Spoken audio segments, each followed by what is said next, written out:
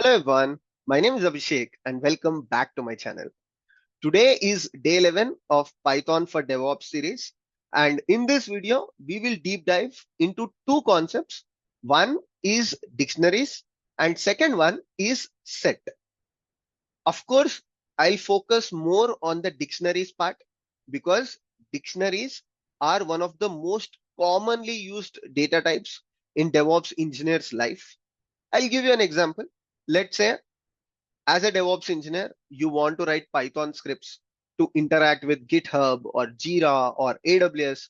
Most of the times, these tools return information back to you. Let's say you are interacting with AWS to get list of EC2 instances. So the information that is sent back to you is mostly in the JSON format. And what you do is you convert this JSON into dictionaries in Python and perform operations on the data.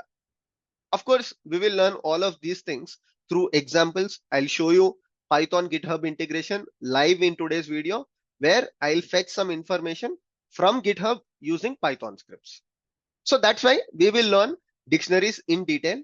And not just that, towards the end of the video, I'll also explain about set. We will learn through some examples, but more focus will be on the dictionaries part.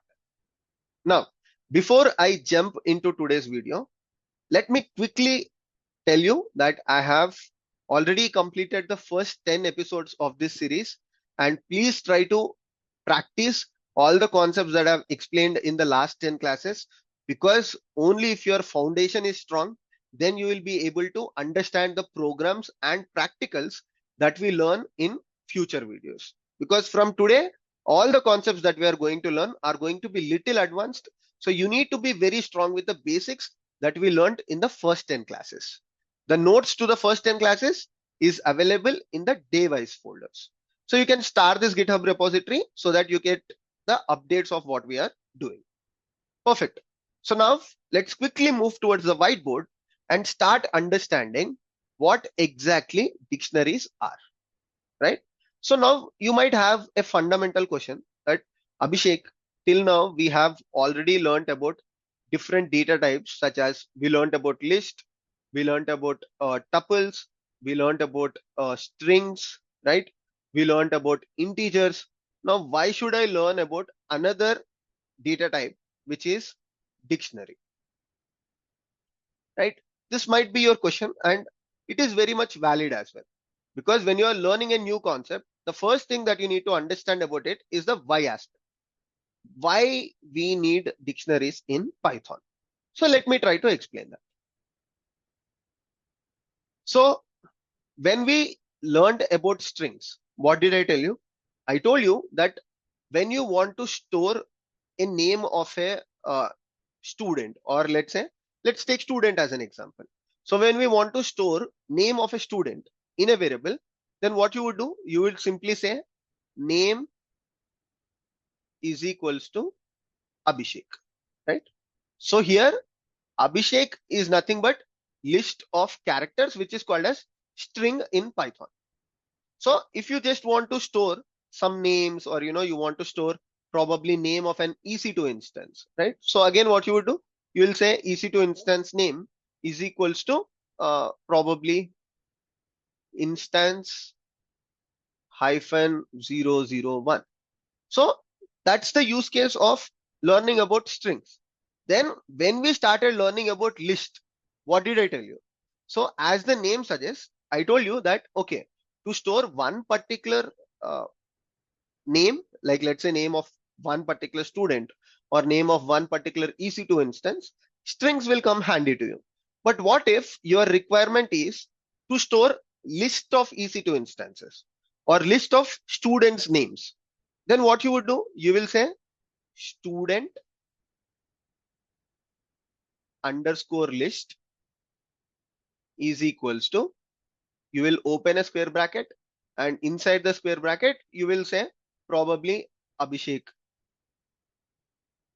Then using comma you will say another student name Ram, and using comma you might probably say another student name such as Tom, right?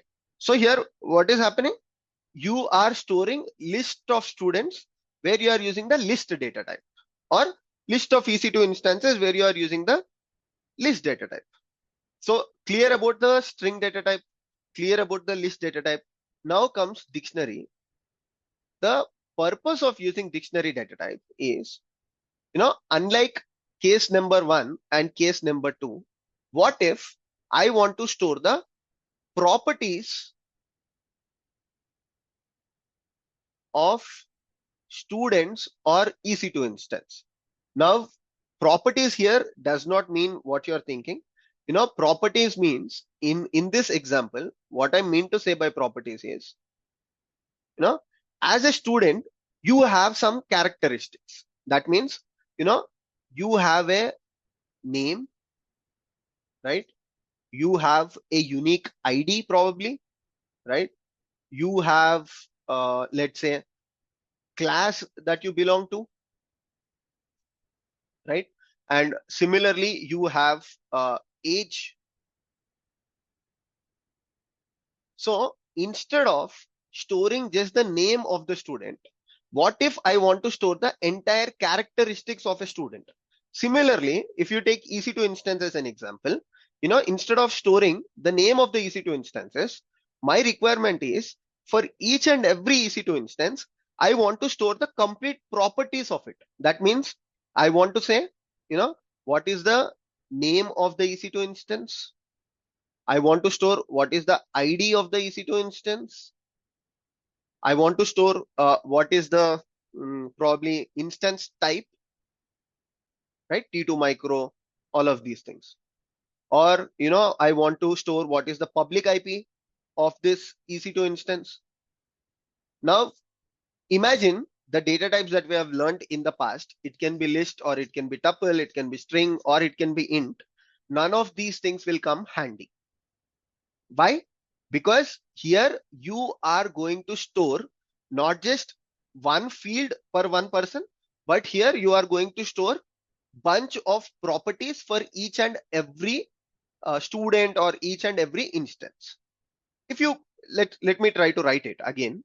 So here what I'm saying, I want to store the name of the EC2 instance, right? And then I want to store the ID of the EC2 instance.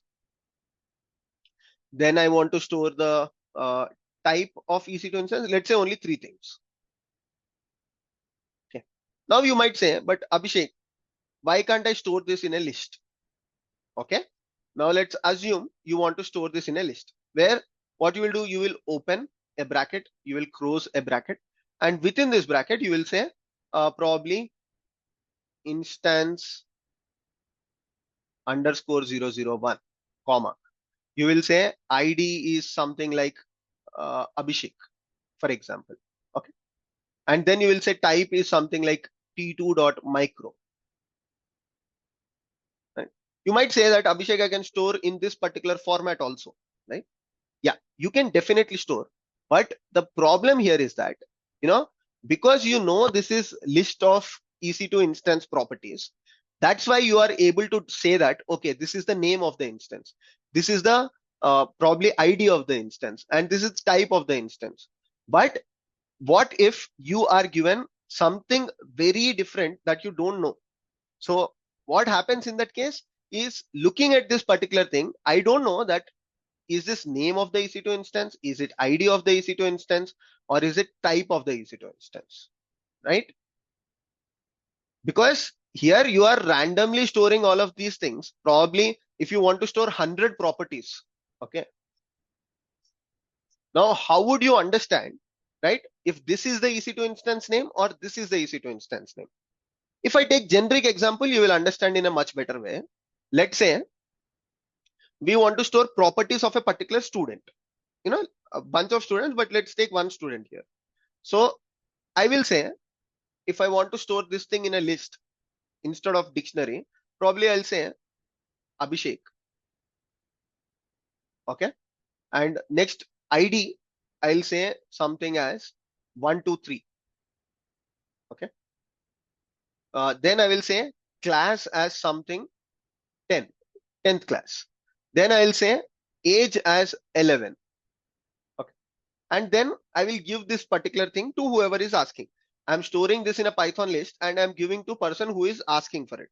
So if there are 10 students, then for each student, I'll store in a different list, right? And I'll give this particular thing to the person who is asking the output. Perfect. Now, after 10 days, even if you go back and even if you try to look at this particular thing, you will not understand if this is age or this is age, right? Unless you are storing this in some comments, or unless you are storing this in particular way, you won't understand. So what you actually need here, you need a key value pair to store properties. Okay, now let me try to put this thing in dictionary, and then let me try to show you how clear this is.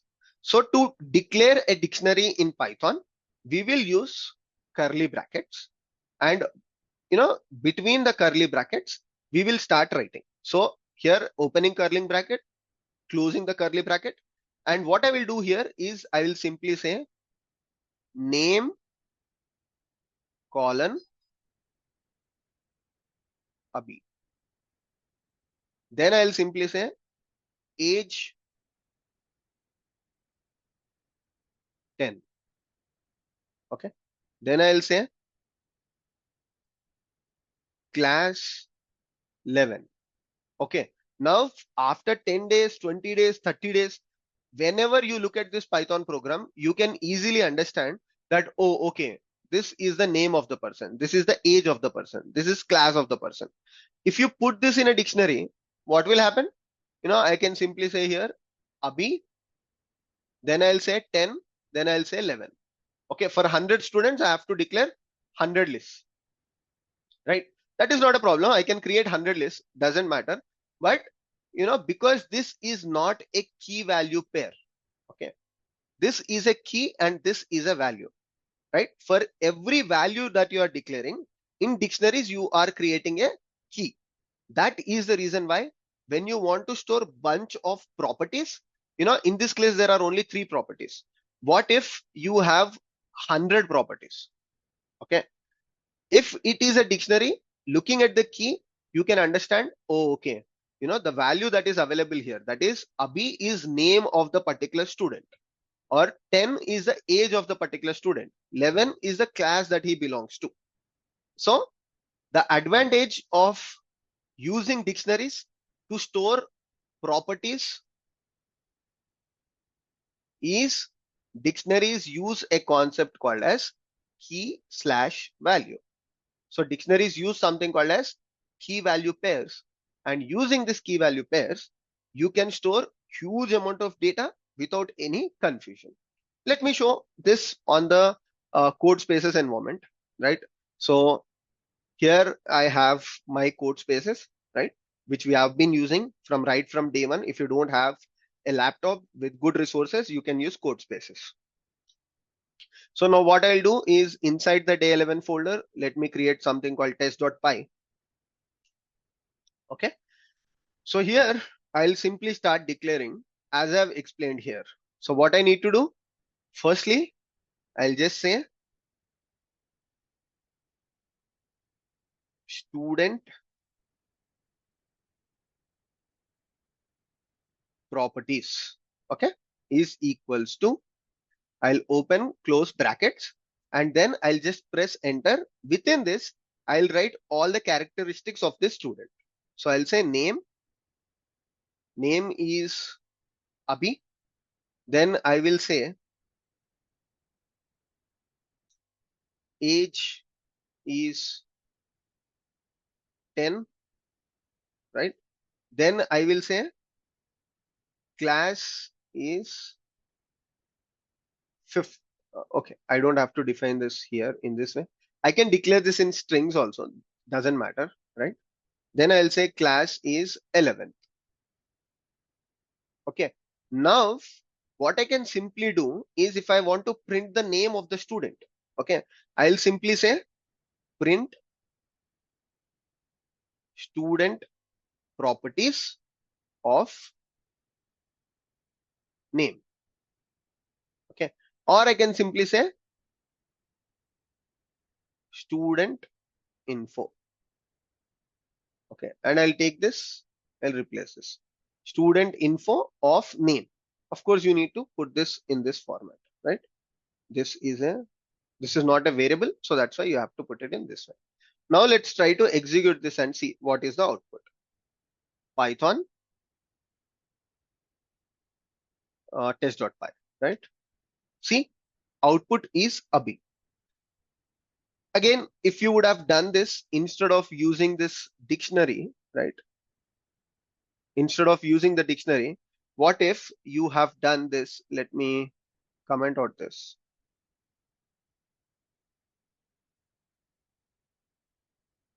Let me simply do this. I can do the other way also, right? But let me do this. Okay, I've commented this out. And now I'll simply use list instead. And I'll say student underscore info. I'm showing you this using list. Here I'll say Abhi. Here I'll say 10. Here I'll say 11, right? Now, if I want to print the age of the student, I need to remember that this is the age. So here I will change this to student info of 2. But this is not very clear, right? Because here you have a key value pair. You can simply say student info of class. Okay. So that's the difference between lists and dictionaries. If you want to declare properties or if you want to declare characteristics, where instead of just 3 here, you might have 100, you might have 1000. So if you have this information in a key and a value, so this is the key, name is the key, and what is the value? Abhi. Age is the key, value is 10. Class is the key, value is 11. So this is how we use dictionaries, and to access elements inside the dictionaries, it is very, very simple. What all you need to do is you can just say print of student info inside the square brackets as you are doing same thing in the list. But here instead of 0, 1, 2, I will simply say name or age or class. Perfect. Now the next question is, but Abhishek, here you are only defining one student's information. What if I want to define some 3 students information, let's say? Okay, so there is no alternative. It is very simple, right? If you go back to the previous example, now if you want to store name of one student, what you will do? You will say simply name is equals to Abhishek. Okay, let's say you want to store, okay, the one particular number. So what you will do? You will say num is equals to 1. So if you want to store one string, then you are using the string data type. If you want to store one integer, you are using the int data type. But whenever you want to store a list of things, okay, what is the data type that you would use? You will use a list data type. So similarly, if you want to store list of dictionaries, okay, so dictionary is not an exception. Even if you want to store list of dictionaries, what you will do? You will use a list data type itself. That means if I want to store,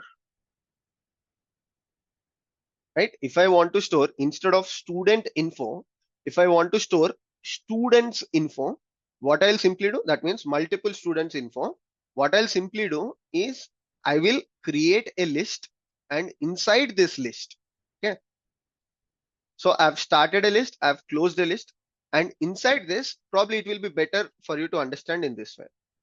I'll simply say students underscore info is equals to, I'll start with a list, right? Why I'm starting with a list? Because I want to store list of dictionaries. So I created a list first, and let me open close brackets. Now what I need to do? I need to create dictionaries. So for that, this is dictionary 1, comma, this is dictionary 2, comma, this is dictionary 3. So many people get confused here. That's why I'm trying to stress. This is as simple as same thing, right? if you want to store name list, where I want to store just the list of names. So what I would do, I'll simply say open close bracket, and inside this I'll simply say Abhi, comma, Ram, comma, XYZ. Okay, let's say. So this and this is exactly same. Here you are storing list of strings and here you are storing list of dictionaries. The only difference is the representation. Usually because dictionaries are very lengthy in nature, that's why people usually represent it in this particular format for better and easy understanding. Right?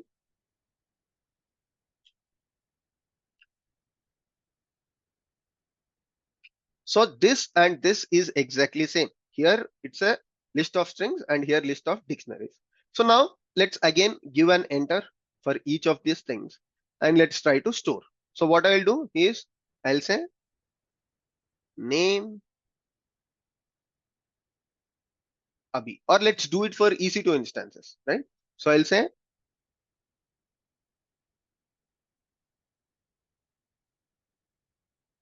EC2 underscore instances info. Okay, here I'll say ID of the instance something. Let me call it as instance hyphen 001. Then I'll say type of the instance, okay, where I'll say, let's say t2 dot micro.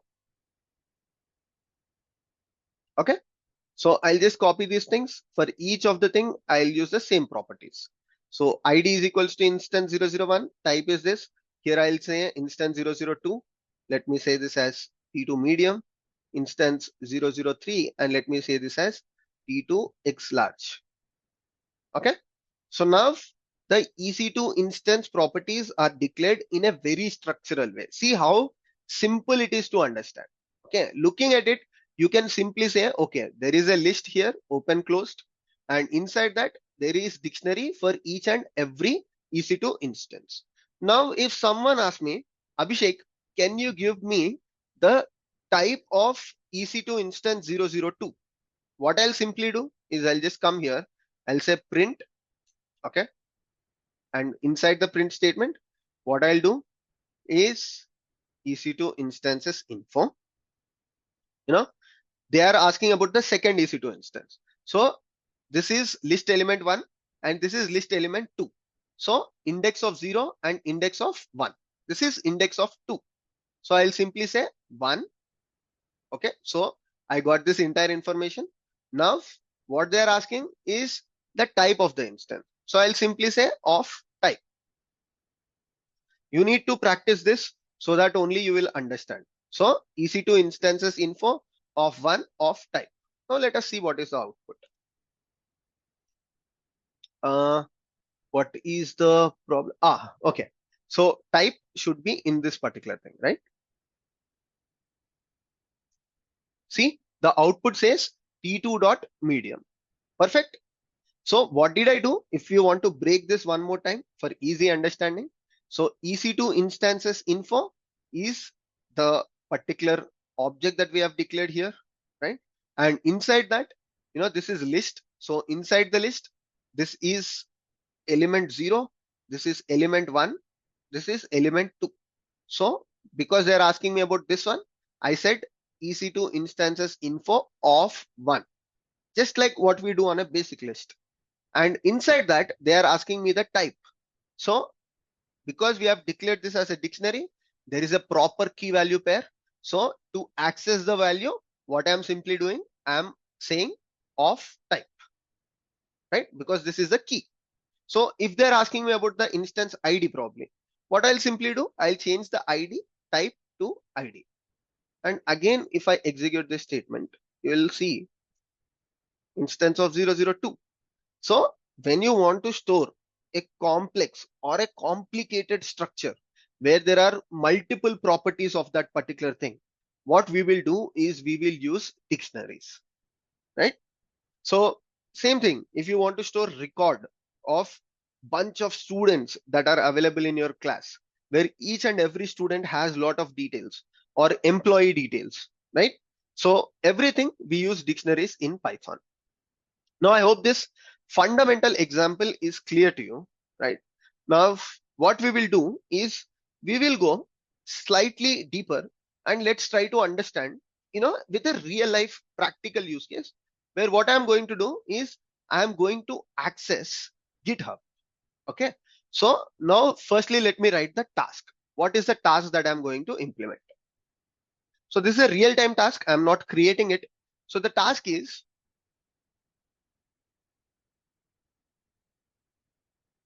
get pull requests information on a repository, that is a GitHub repository, using Python. So I'll make this task more complicated as we go ahead. But let's say first, this is a basic task that is given to us. Get pull request information on a GitHub repository using Python. So let's take a open source repository itself, right?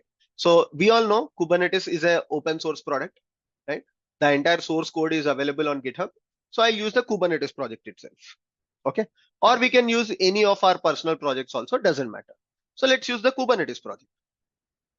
Perfect. So now, this is the task. So first, let's write the algorithm or steps on how to implement this particular task. Okay. So the requirement is get pull request on a GitHub repository. And what we need to write? We need to write a Python script. So there are two entities here, right? On your particular machine, you need to write a Python script to interact with which component? GitHub.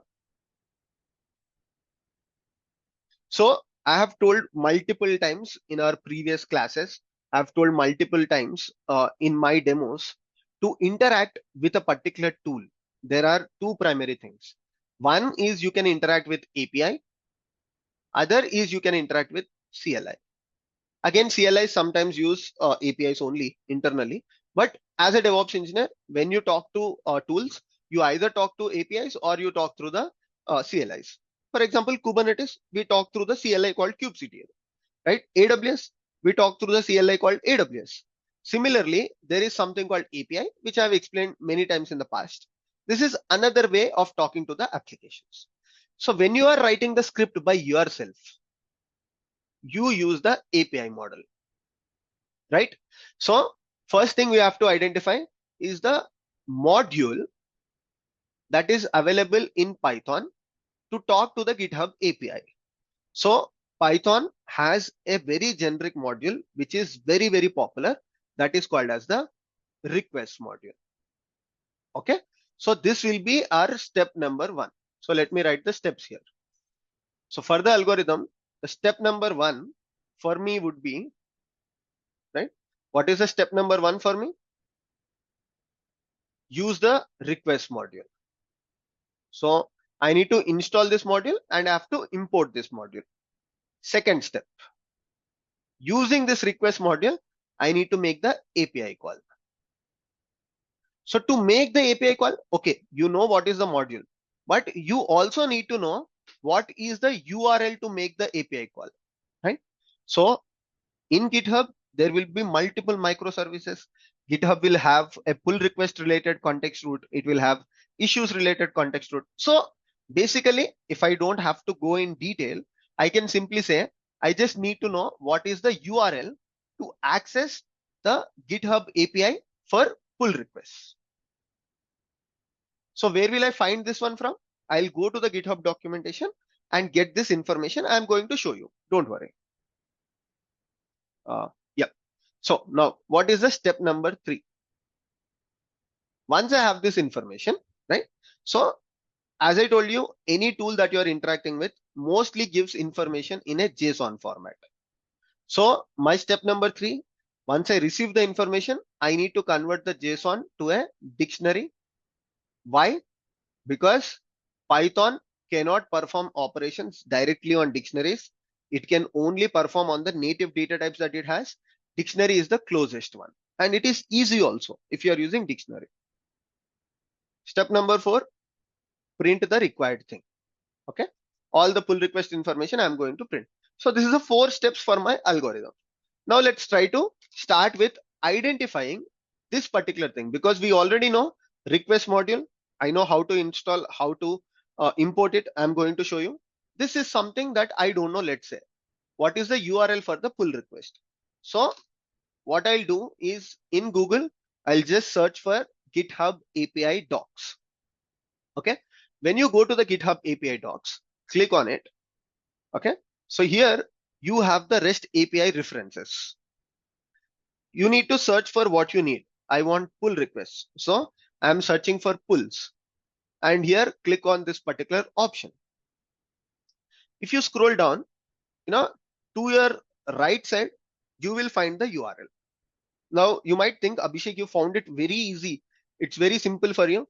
That's because I keep doing it, right? As a DevOps engineer or as a developer, whenever you keep doing one thing repeatedly, it becomes very easy for you.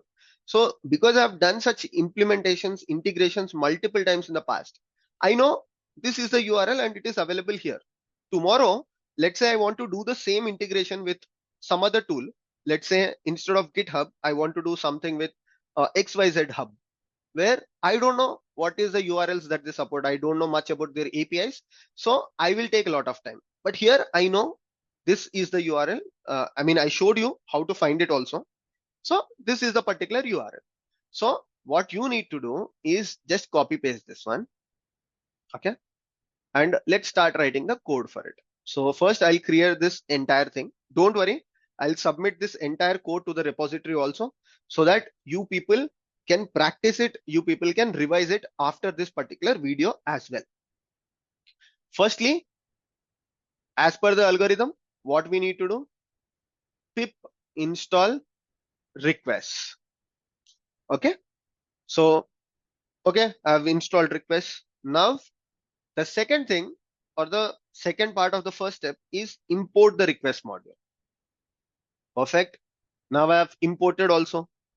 Definitely use the IDE when you are practicing, because IDE gives you more easy auto correction. It will also give you things like, auto suggestions. So that's why use Visual Studio Code or PyCharm, anything.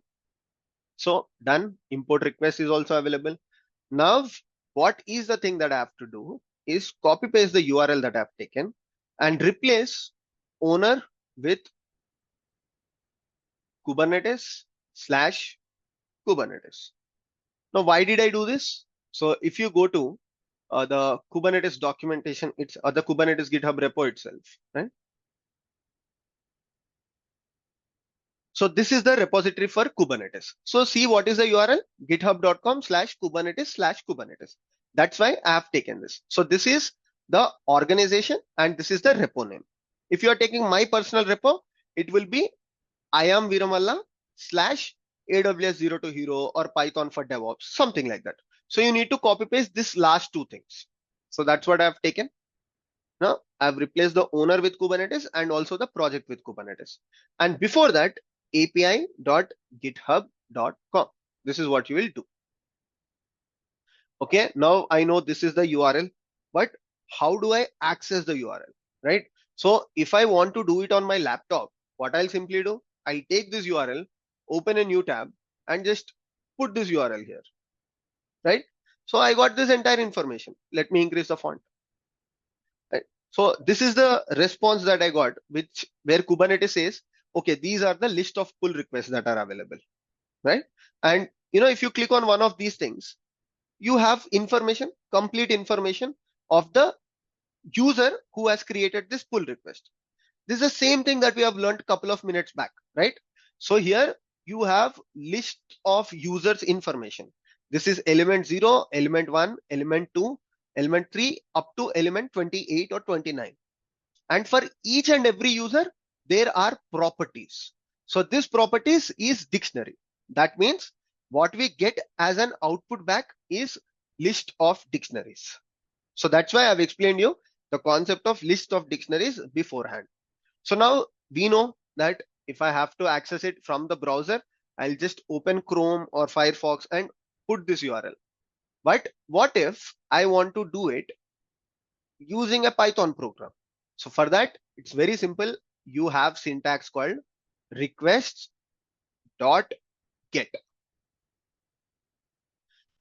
This syntax is common whether you do it one time, 10 times, 100 times, 1,000 times, it's just simple like open your browser and put this URL. In Python language, that is request.get. Got it? So in the web language, open the browser and put the URL in the browser is equivalent to request.get in Python. So you don't have to, think that this is something complex. This is something that you would do on a day-to-day basis. That is request.get only. So I'll take this entire response, right, into a variable called response. So what I'm doing, the output of this entire thing, whatever you are seeing here on my screen, right, this is what I'll get back on the Python program. So what I'm taking this entire thing and I'm copying this entire thing onto an object called response. Now you can verify. Now if you just say print of response, okay. If I just say python test.py, what has happened? What went wrong? Sorry. So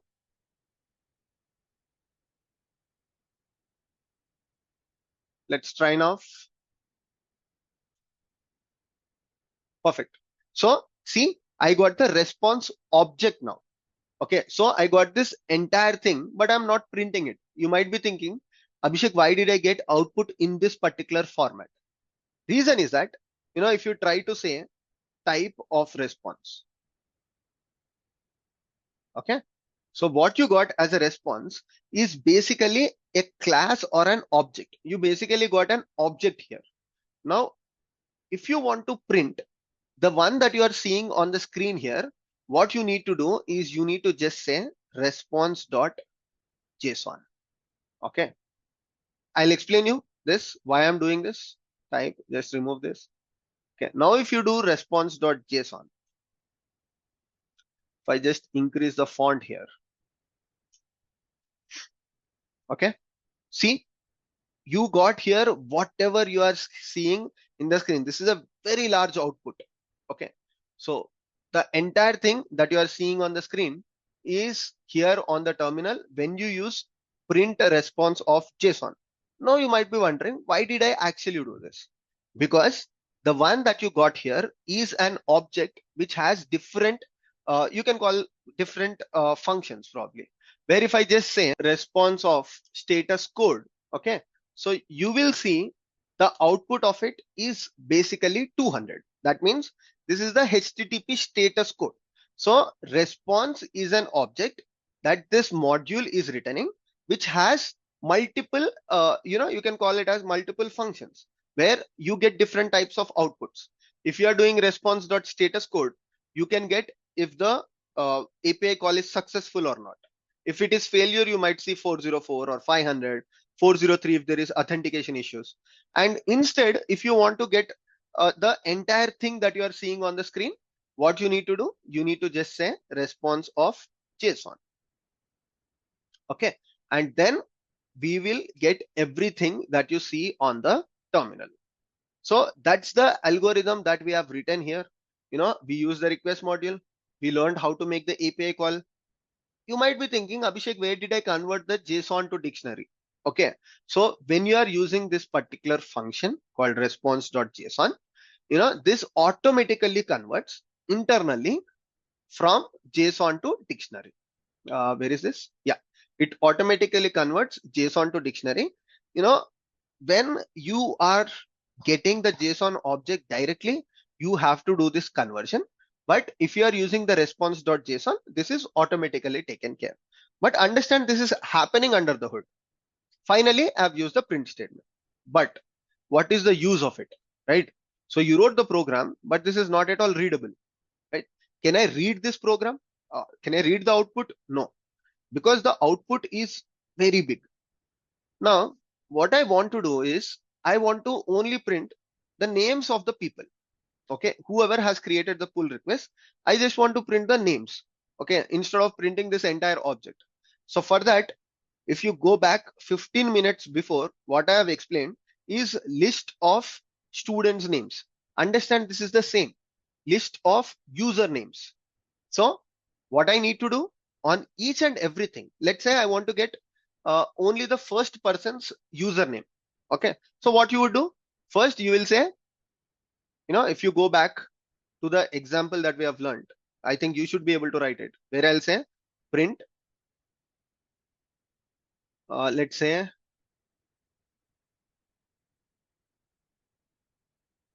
output is equals to response.json. Okay, or let's say complete detail. Okay, this complete detail is equals to response.json. Now what I'm going to do is I'll simply say print of complete detail of 0. Why? Because I only want for the first person. Okay, of 0. And let's say if I only want ID of that particular person, what I can simply say of ID. Now let me try to do this and see if I'll get the output or not. I need to put this in the double quotes. Fingers crossed. I'm expecting this to work. Sorry. Python test.py. Will I get perfect? See if this is the right one. 1607 something. Exactly the one that we want. Now user also should be somewhere here. See, this is the user. Now if I want to print user, what I can simply say of 0, of user, of login. Let me try to do that. Okay, so traversing is very simple. Of 0, of user, of login. Now I should get,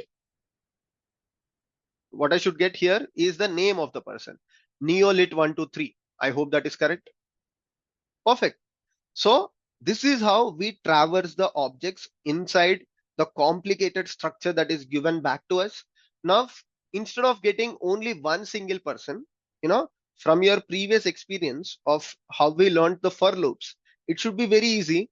Instead of getting only one particular person's, how can I get each and every user's detail? On this entire data, I'll simply write a for loop. And using for loop, what I'll do is I'm going to replace this 0 with for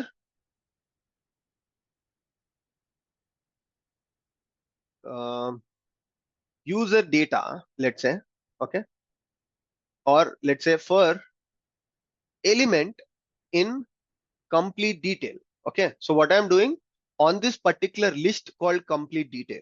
Okay, so what I'm going to do is range of people who have learned or people who have followed our previous classes. It should be very simple for them.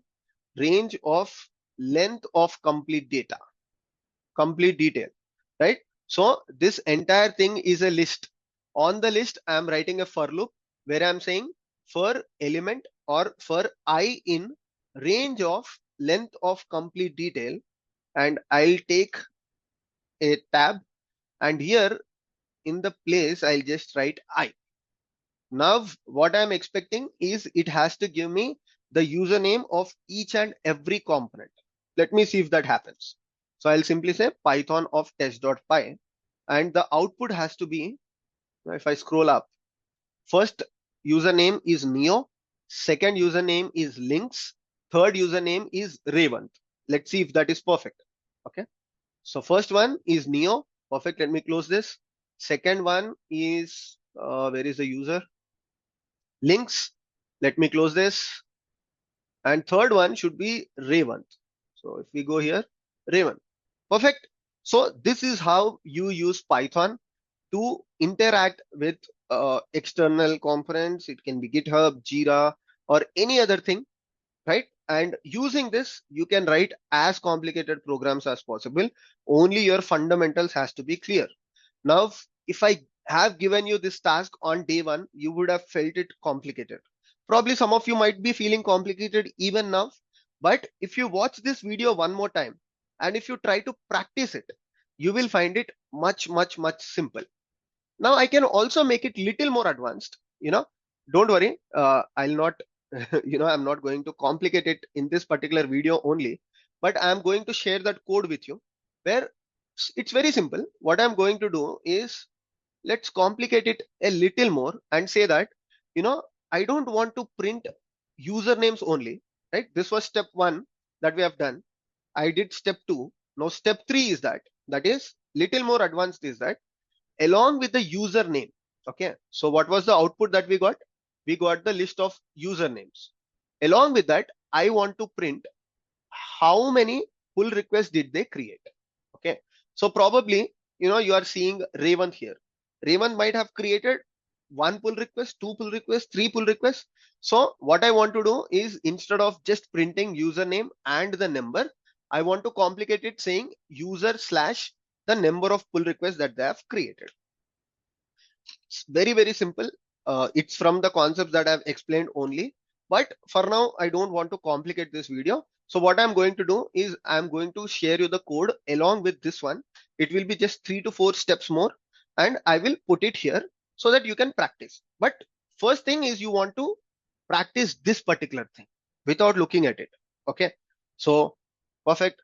So this is about the dictionaries part. In dictionaries, there are few more functions, like I have explained how to access. There is also a function on how to delete a particular key, where, if you go to the dictionaries documentation, there is an option to remove a particular element using the del keyword. To access, we have already learned how to access. To delete, we will say del. That's it. Now let's move to the set concept. Okay. So I think some of you might have felt overwhelming with the dictionaries itself. If you are feeling that way, you can pause the video for today here, and tomorrow you can learn about the set concept, but it will be only for 5 to 10 minutes. So now, what is this new data type called set? So set is similar to list and tuple, no?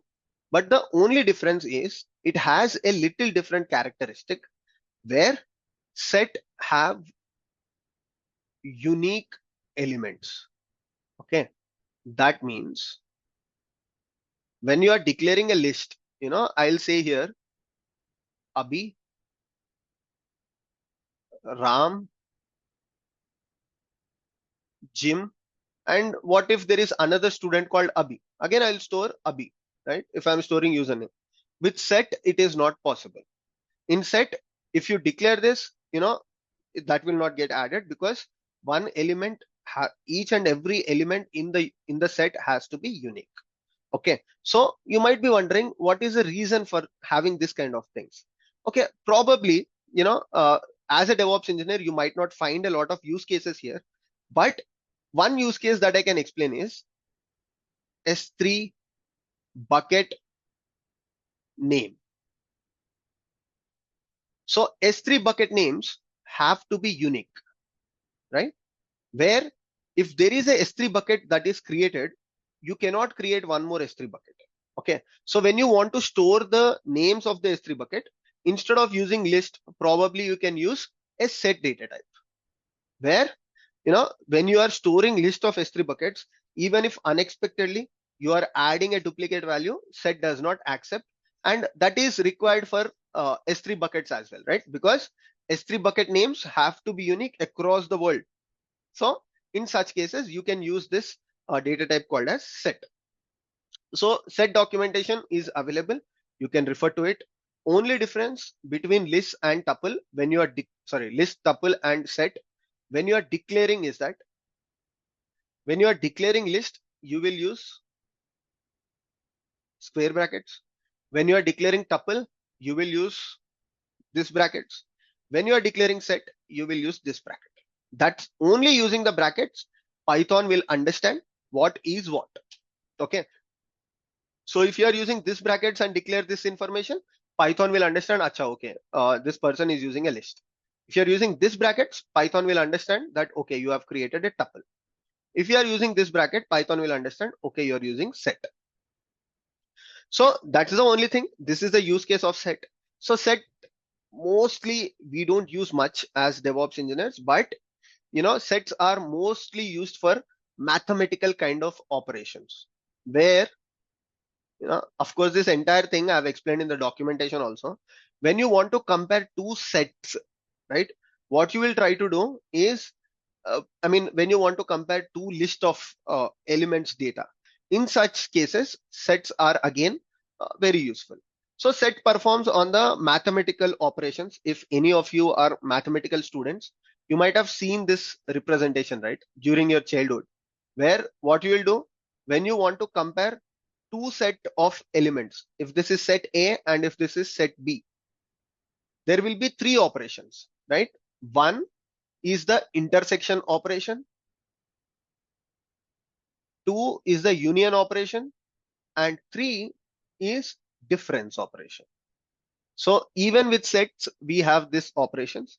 So whenever you get a set, imagine this particular pattern. And if you get set A, where you have probably Abhi, Ram, and Tim. And in set 2 also, if you have something called Veeramalla, you have something called XYZ, ABC. So if someone is asking you to add both the sets, you can imagine this diagram and you can simply say, okay, add is nothing but union. So in union, you get all the objects. Okay. So I've explained this with examples here. Okay. So if someone is asking you about adding two sets, so basically you can think of this particular diagram and you can say, okay, this is added with this entire thing. If someone is asking you about the intersection, there is nothing here. That is, there are no elements in common. So the output would be 0. That means nothing in common. You will get an empty bracket. If someone is asking about difference, like, in this particular case, everything is different only, right? So if there is any unique element, you can subtract both of them and print the difference that is left. So I have explained this really quick, I know, and I have done it deliberately because this concept you don't use a lot as DevOps engineer. Just I wanted to cover this particular data type also. In case in future, when I am explaining a project, if this is required, I'll stress a lot. But for now, just read through the documentation. That is more than enough for the sets thing. And there is one practical example here, apart from what we have learned today. If you want, you can also go through it. There is practical scenario, example is provided for you, and the code is also present here. And to this particular folder, I will write the program. I'll just add the program that I've explained in today's class. That is how to interact with GitHub using Python. Right? So take this as an assignment that you have to do this program by yourself. This is a very interesting lecture. And going ahead, we will use dictionaries a lot. Thank you so much for watching today's video. See you all in the next one. Bye-bye.